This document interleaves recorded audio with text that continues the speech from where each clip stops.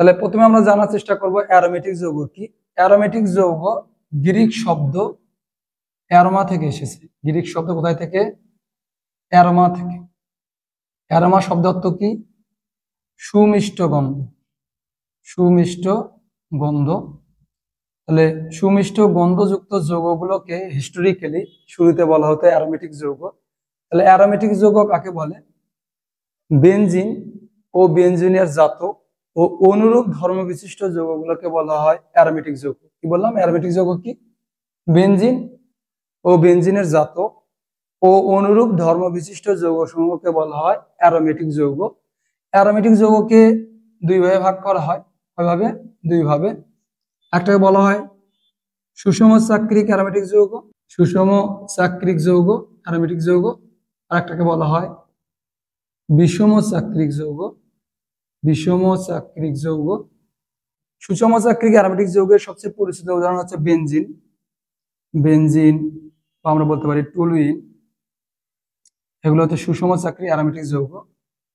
তোমাদের একটা স্ট্রাকচার দেখায়, তাহলে তোমাদের বুঝতে সুবিধা হবে। বেনজিন C6H6, কার্বন আছে 6টা, হাইড্রোজেন আছে 6টা। আমরা জানি কার্বনের হচ্ছে 4 হাত, 4 যোজনী, 3টা আছে। তোমার এখানে একটা ডাবল বন্ড হবে, এখানে একটা ডাবল বন্ড, এখানে একটা ডাবল বন্ড। দেখো খেয়াল করে, এটা একটা চক্র।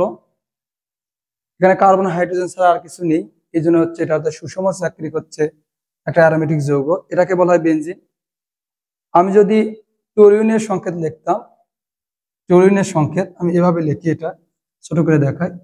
এটা হচ্ছে সেই বেনজিন ছিল, এটাই। তাহলে ওপরে হবে CH3, CH3। দেখো খেয়াল করে, এখানে কার্বন হাইড্রোজেন ছাড়া অন্য কিছু আছে কি? নাই। এই জন্য বেনজিন এবং টলুইন হচ্ছে একটা সুষম চাক্রিক অ্যারোমেটিক যৌগ। বিষম চাক্রিক অ্যারোমেটিক যৌগ কখন হবে? আমরা বললাম কার্বন হাইড্রোজেনের সাথে যদি এক্সপন্স যে কোনো পরমাণু থাকে, তাহলে আমরা বলি বিষম চাক্রিক, হেটারোসাইক্লিক। যেমন উদাহরণ দেই, বিষম চাক্রিক অ্যারোমেটিক যৌগ 4টা আমাদের জন্য খুবই গুরুত্বপূর্ণ। ভর্তি পরীক্ষায় 4টা আসে। কি কি 4টা? হলো পাইরোল, পাইরোল, পিরিডিন, থায়োফিন এবং ফিউরান। ফিউরান, এই 4টা যৌগ খুবই গুরুত্বপূর্ণ। এই 4টা যৌগ পাপি থাপি, আমি এভাবে মনে রাখি, পাপি থাপি। পাপি মানে পাইরোল পিরিডিন, থাপি মানে থায়োফিন ফিউরান। এই 4টা হচ্ছে বিষম চাক্রিক অ্যারোমেটিক যৌগ, খুবই গুরুত্বপূর্ণ। আমি তোমাদের জন্য সংকেত দেখানোর চেষ্টা করতেছি। থায়োফিনের সংকেত কি? CH, CH, CH, CH, S। এটা হচ্ছে thiophene.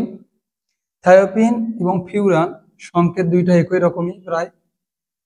CH, CH, CH, CH। এখানে যদি অক্সিজেন থাকে তাহলে হয় ফিউরান, এখানে যদি সালফার থাকে তাহলে হয় thiophene.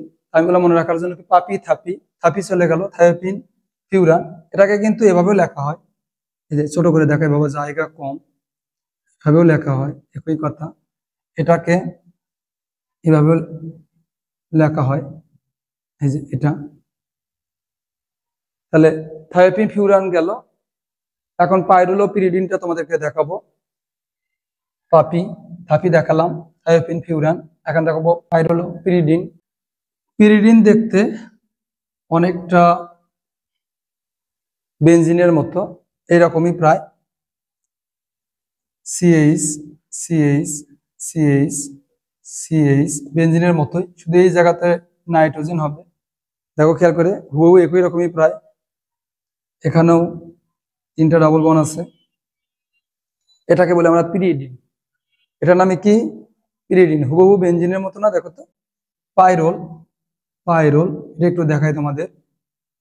CH, CH, CH, CH, এখানে হচ্ছে N। এটাকে বলা হয় পাইরোল। পাইরোল আর পিরিডিন দুটোর মধ্যে নাইট্রোজেন আছে।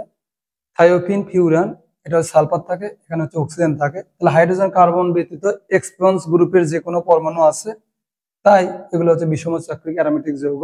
বিশেষ করে পাইরুল, পিরিডিন, থায়োপিন এবং ফিউরান, এই চারটা সংকেত তোমরা বিশেষভাবে মনে রাখার চেষ্টা করবা। কোশ্চেন আসে নিচের কোনটা পিরিডিনের সংকেত বা পিরিডিনের সংকেত লেখো, এরকম কোশ্চেন আসলে তোমরা আশা করি উত্তর করতে পারবা।